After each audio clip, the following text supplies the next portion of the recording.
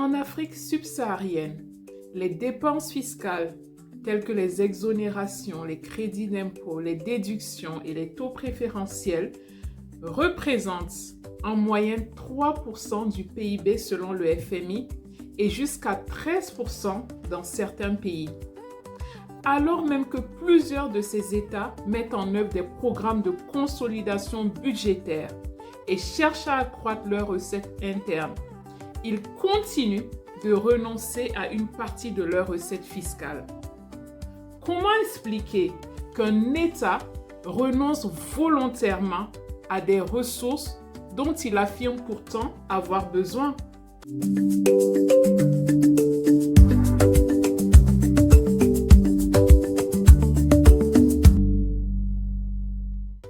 Mesdames, Messieurs, bonjour. Merci d'être au rendez-vous pour ce nouveau numéro de l'analyse fiscale consacré à la lecture stratégique et critique du réel fiscal.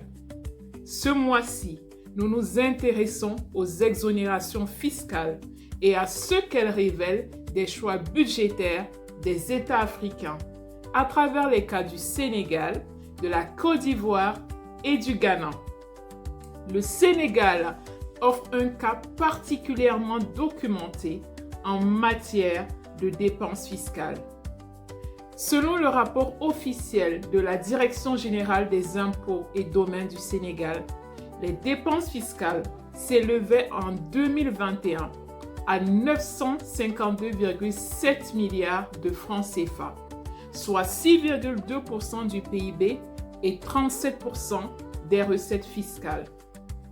Le secteur extractif en concentrait à lui seul 41%, dont 178 milliards de francs CFA de TVA non perçue et 126 milliards de francs CFA liés au régime pétrolier.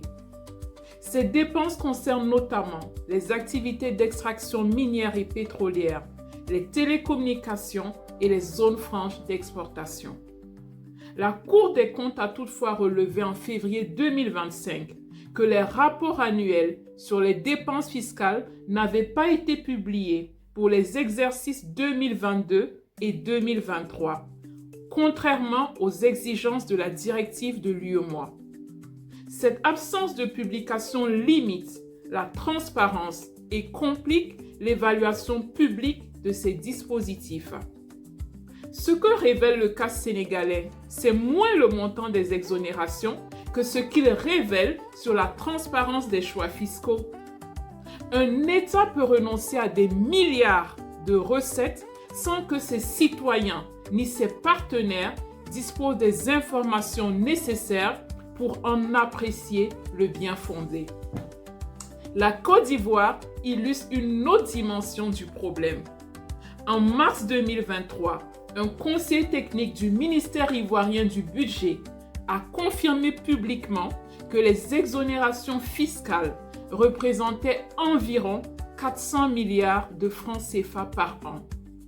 Ces dispositifs concernent notamment le secteur pétrolier et gazier, les exportations de cacao et de café sous leur forme brute, les grandes conventions particulières d'investissement, ainsi que les droits de douane qui représentaient 63% des exonérations accordées au premier semestre 2024.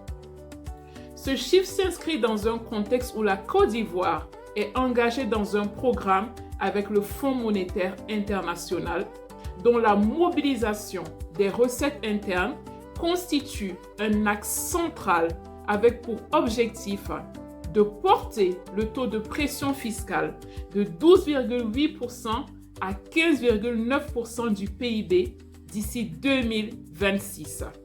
La loi de finances pour 2025 a commencé à supprimer certaines de ces exonérations, notamment celles applicables au pétrole en eau profonde et certains régimes dérogatoires d'investissement.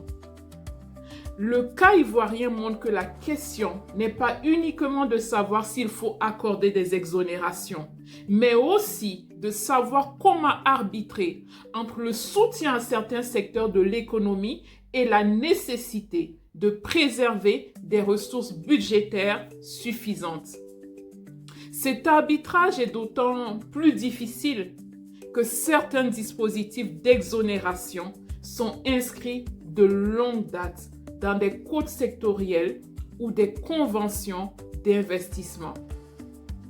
Les modifier peut remettre en cause les conditions sur lesquelles certains investissements ont été décidés et dans certains cas conduire à l'application de clauses de stabilisation ou à des différends entre l'État et les investisseurs.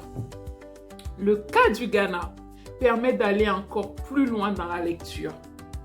En 2022, le gouvernement ghanéen adopte un Tax Exemption Act visant à rationaliser les exonérations fiscales dans le contexte d'une crise de dette sévère et d'un programme du Fonds monétaire international assorti de mesures de consolidation budgétaire.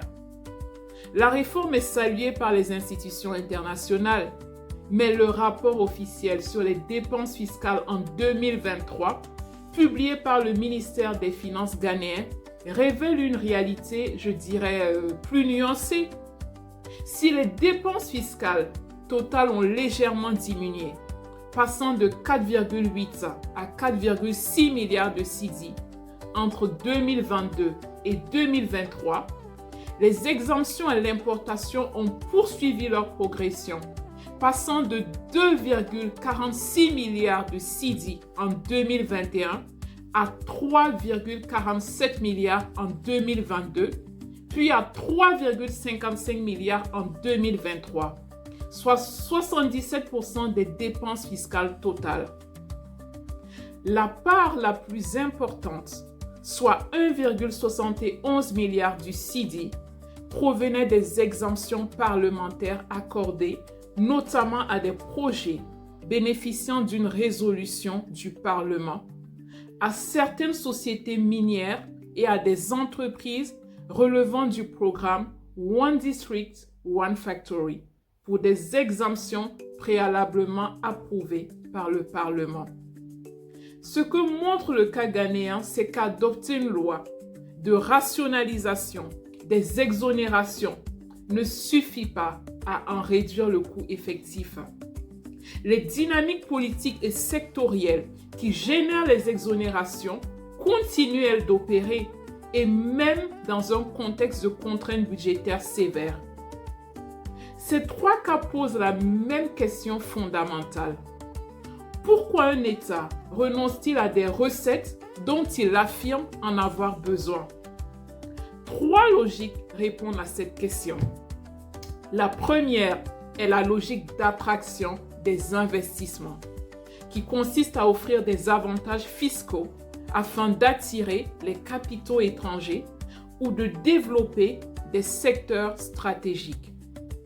C'est l'argument le plus fréquemment invoqué. La deuxième est la logique sociale, qui conduit à exonérer certains produits ou certaines populations pour des raisons de protection sociale ou d'équité. Et la troisième est la logique de négociation, qui consiste à accorder des exonérations dans le cadre de conventions d'investissement ou de codes sectoriels, souvent sans évaluation systématique de rapport coût-bénéfice. Ces trois logiques ne sont pas en elles-mêmes illégitimes. Ce qui pose un problème, c'est l'absence d'évaluation de leurs effets réels. Le Fonds monétaire international note qu'environ 30% des pays d'Afrique subsaharienne ne disposent même pas d'un inventaire de leurs dépenses fiscales et qu'un tiers de ceux qui en disposent choisissent de ne pas le publier. Le cas sénégalais illustre ce défi. Même lorsque les données existent, leur publication peut faire défaut. Une dépense fiscale constitue une forme de dépense publique. La différence est qu'elle ne prend pas la forme d'un décaissement inscrit au budget. Elle correspond à une recette à laquelle l'État choisit de renoncer. L'enjeu n'est donc pas uniquement de mesurer le coût d'une exonération, il consiste également à déterminer si les résultats obtenus justifient les ressources auxquelles l'État a choisi de renoncer. Le manque à gagner lié aux dépenses fiscales résulte d'un choix public, explicite ou implicite certes, portant sur les bénéficiaires des dispositifs fiscaux et sur leurs objectifs. Les cas du Sénégal, de la Côte d'Ivoire et du Ghana montrent que ces choix dépassent largement le champ de la fiscalité seule. Ils interrogent la manière dont les pouvoirs publics arbitrent entre le soutien à certains secteurs de l'économie et le financement des politiques publiques, ainsi que leur capacité à en expliquer et à en justifier. Chères téléspectatrices, chers téléspectateurs, j'espère que cette analyse fiscale vous aura montré qu'une exonération fiscale n'est jamais neutre.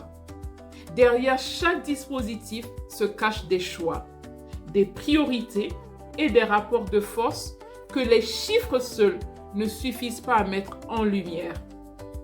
Je vous remercie de votre attention et je vous donne rendez-vous le mois prochain pour une nouvelle analyse fiscale. Analyser, c'est décoder. Décoder, c'est éclairer.